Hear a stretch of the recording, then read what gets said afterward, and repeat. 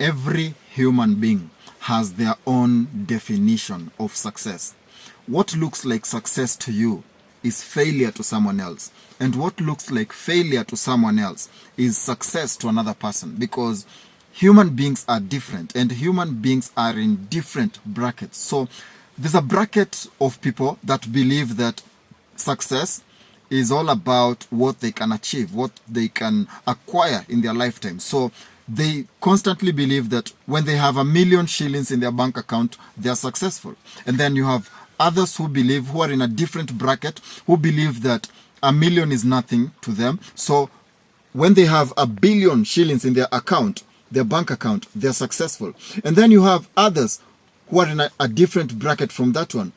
They don't believe in millions or billions, but they believe in trillions. So unless they have 1,000,000,000,000 in their bank account, they're not yet successful. So they believe that success is when you measure your wealth in terms of trillions. So humans are different and they're in different brackets. Let me give you guys a practical example. Some of you live in single houses, and according to you, that's success. And someone else lives in a bedsitter, and according to their level, that's success. And then someone else lives in a one-bedroom house, and according to that specific person, that is success to them. And someone else is in a 2-bedroom or a 3-bedroom house, and according to that person in that level, they term that as success. So, and then you have some others who are also in a different bracket from these ones, who are in this 1, 2, 3, and 4-bedroom houses. There are those ones who have worked extremely hard, bought land somewhere, built a house, and they have their own big houses that they've built from scratch. And they also believe that that is success according to them. So humans have different levels of thought, where what looks like success to you is actually failure to someone else. And what looks like failure to someone else is actually success to another person. So what I want to tell you guys is this. By the end of the day, it doesn't matter what you acquire or what you achieve, because in this life, as much as all these achievements and everything that you have, what you're driving, where you live, how you dress, what you have been able to build or invest in, all these things are important. But by the end of the day, if there's one lesson I learned in life through several years, is that your clients, let's say for example, when you have a business and you have an audience, your clients don't care how much you've made. Your clients don't care what you drive.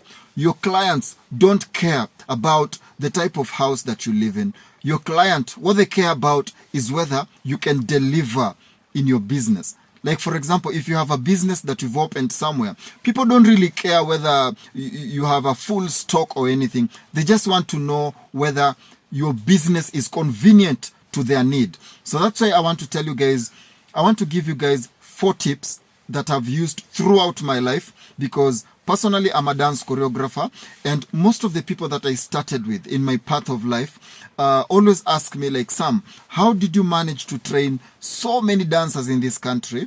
And most of them have been able to inspire others in their own field of profession. How did you manage to do it? So I want to give you guys 4 tips, the 4 tips that that helped me throughout my life. And I believe that if you're out there, you don't have to be a dancer, but you can apply these tips in any field of profession.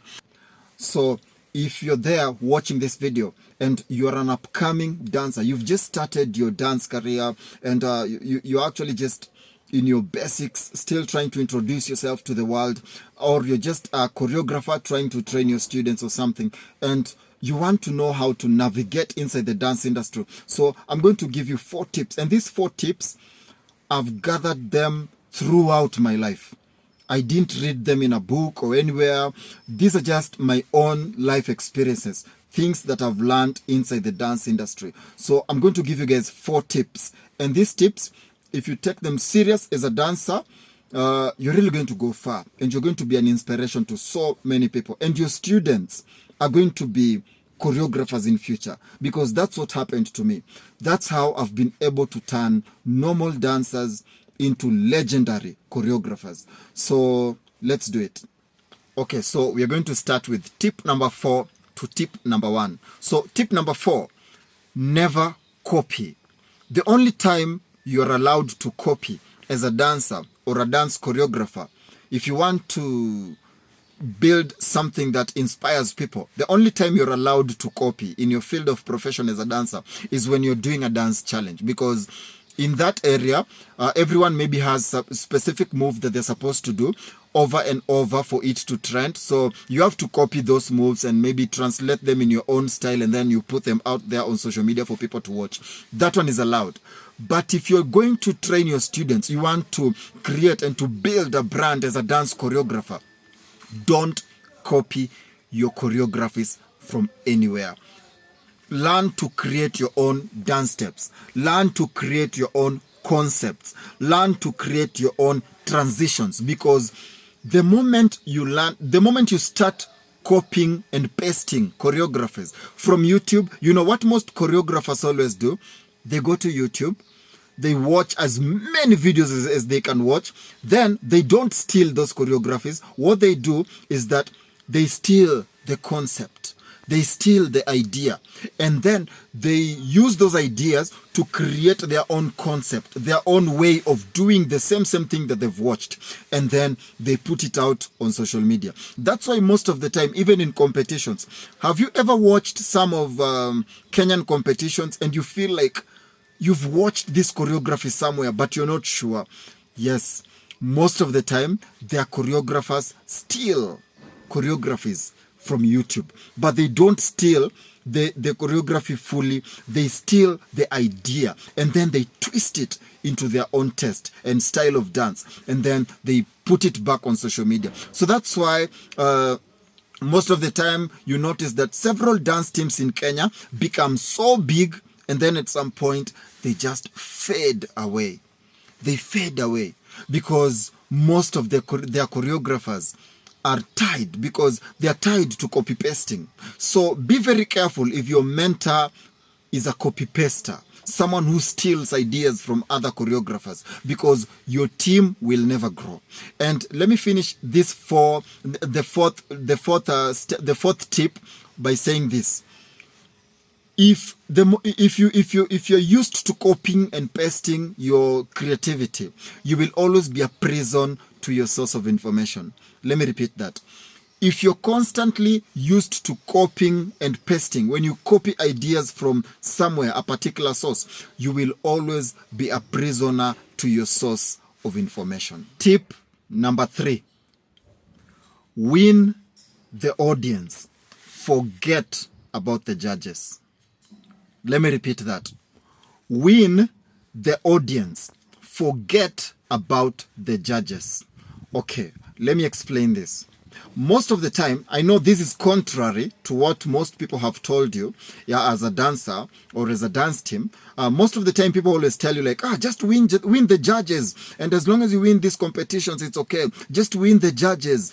Don't mind about the audience. Let me tell you, win the audience. Forget about the judges. Let me prove my point. Have you noticed that in most competitions, not just in this country, but around the world, the people who win are not always the ones who become famous? Have you ever noticed that? The people who win are not always the ones who become famous. It's rare for a winner to remain consistent. But the first runners-up or the second runners-up is always the one who becomes the superstar. Someone who came too close to the victory but won the audience. But the judges gave the victory to someone else. It happens all around the world. So always remember that in this world, in this planet, the people who make you great, the people who make you famous, the people who turn you into a brand are the audience. When you learn the art of winning an audience wherever you are, you will never lose, even when you lose. Because the audience, even when you lose, if you're able to win the audience, especially if you're a dancer who is still starting your career, as in if you learn to win your audience at that stage, then always know that your audience will follow you even outside the competition. Your audience goes to your social media platform. It's your audience that attends your workshop. It's your audience that shares your work. It's your audience that likes your creativity. It's your audience that actually uplifts you from a normal human to a brand that people are able to talk about or even relate to. So always win the audience. I'm not saying that you ignore the judges, but always have it in your mind in everything that you're doing.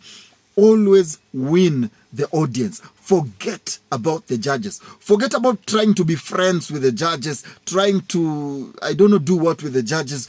Just win the audience. Win the audience.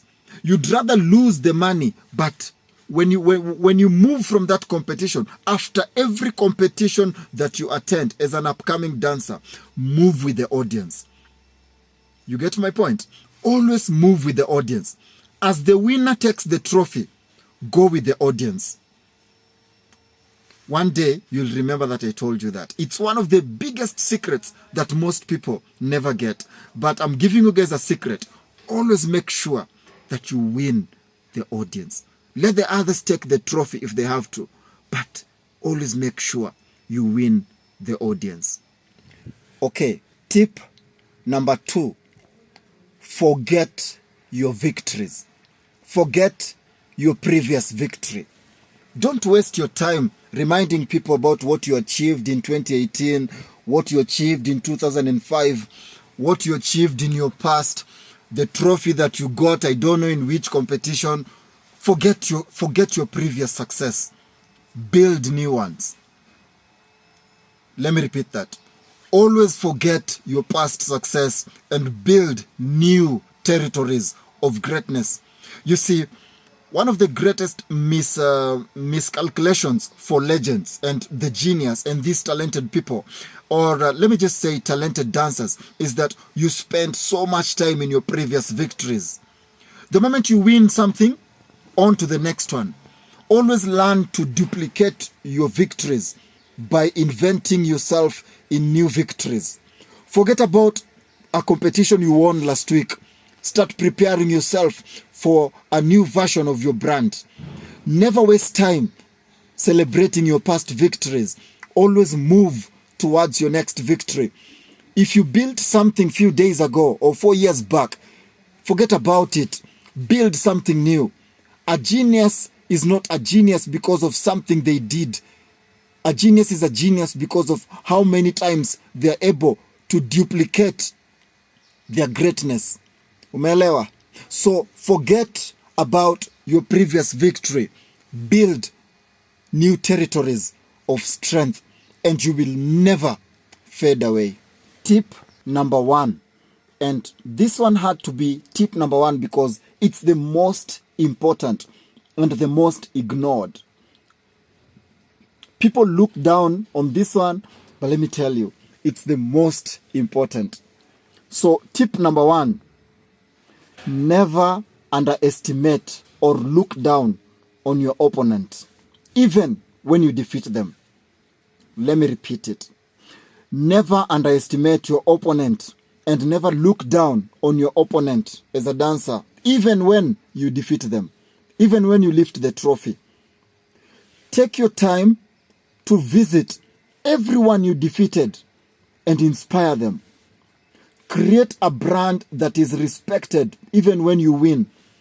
Let everyone who faces you in a one-on-one or anyone who faces any team that you train respect you even when you lose or when they lose to you. Because when they know that you're legit, they will always believe that every victory that you got, you deserved it. Because in this life, in this planet, it doesn't matter how many trophies you lift. If you don't show respect to the people that you defeat, one day they will beat you hands down. They will learn how to defeat you. They will take you down. And your brand one day will fade away. But if you always show respect, even to the people that you defeat, they will salute you in future, even when they defeat you. Because no one remains a champion forever. One day, the people you're defeating today will defeat you. And you don't want them to defeat you as they take you, as they kill your brand. They will defeat you with respect. So always make sure that even the people that you defeat, train them and teach them. Train them by inspiring them. Train them how to be professional like you, by treating them like professionals, even when you defeat them. So be very careful how you treat the people that you defeat.